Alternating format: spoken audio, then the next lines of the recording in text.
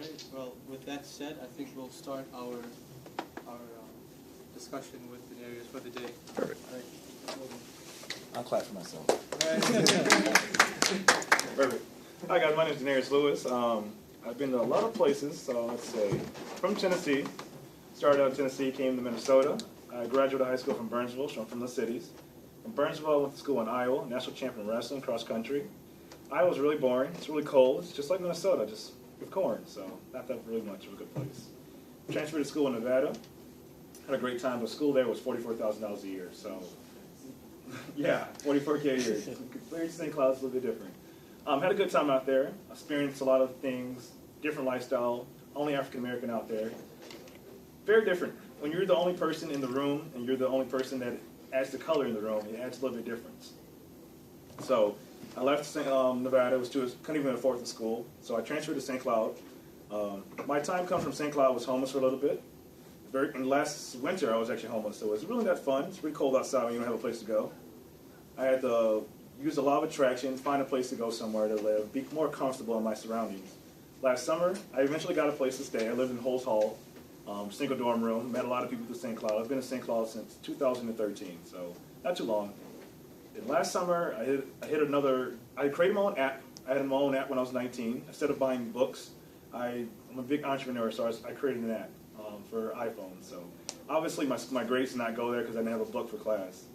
But I was more passionate about what I wanted to create for my life rather than what school could provide me. I felt like I could always provide for myself since I've always been doing it.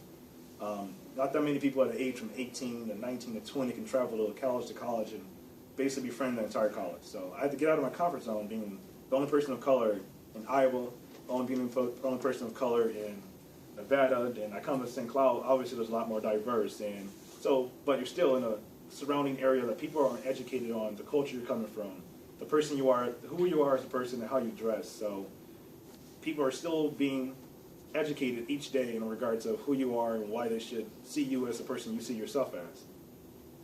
Last summer, I only had $1.78 to my name, so I had to survive a whole summer with $1.78. Every job I had, I ended up losing them, getting fired, and I'm a cool person, so I'm like, how do I get fired from a job that I have a pretty good communication skills?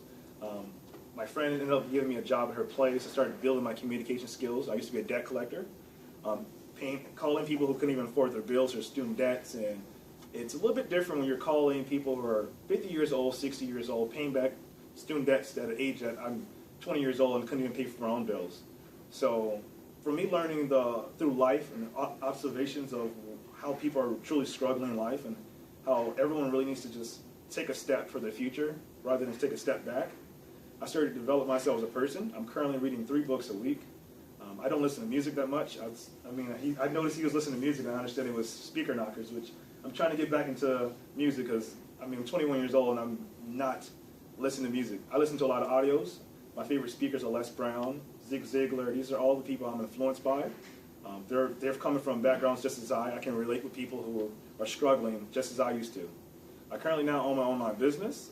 This is one of my business partners and a good friend as well. I've helped him out with everything in regards of coming over all the stuff he's overcome, from family, from personal, to just focusing on what you really want in life. We're all coming from different backgrounds. We all can say our favorite colors are different.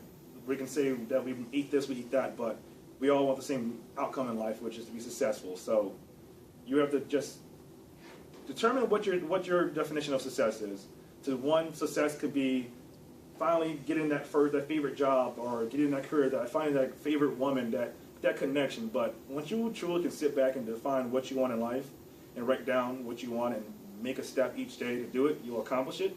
Each day I have my goals in my pocket. Each day I look at them. I'm always making a step to it. I'm looking to be more of a public speaker, an inspirational speaker. So obviously he gave me an opportunity that I wasn't even, he called me 30 minutes before then. So I just got a call at 3:30 saying, you want to speak at 4, and here I am. So gave me an opportunity that I've been looking for, and basically just using the law of attraction. And for those who don't know what the law of attraction is, it's what you give off as energy, you will attract. So if you wake up in a negative mood, you stub your toe in your bed, and you keep that negative energy throughout the whole day, you'll attract all negative things. You'll see this going wrong, seeing that go wrong. But if you wake up each day with a positive outlook towards your day will turn out to be positive. I like to tell people, don't have bad days, have character building days. Because if you let the day get to you, you'll let your whole week. A lot of people hate Mondays. I love Mondays because I survived the weekend.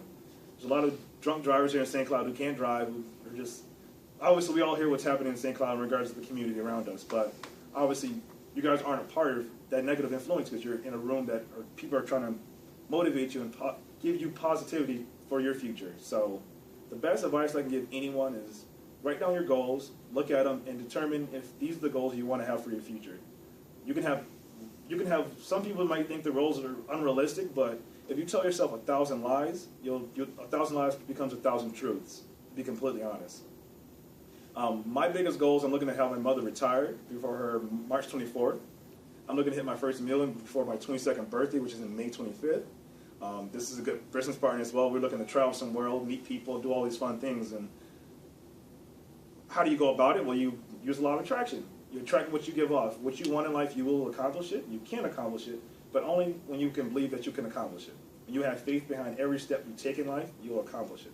I can say that for personal experience. A year ago I was homeless, only having $1.78, and now I can afford what I choose to afford. I mean, I have a cool phone that I really didn't have. I had a flip phone back in the day. We all come from different materialistic things that we think we need and we want, but when you start to work for it and you start to see that it's actually happening, your mind will just be blown. But it really starts when you really can focus on what you believe in. And if you believe in it, do you really believe that you'll have it? And if you can say yes to all those questions, you'll be successful in life. Thank you.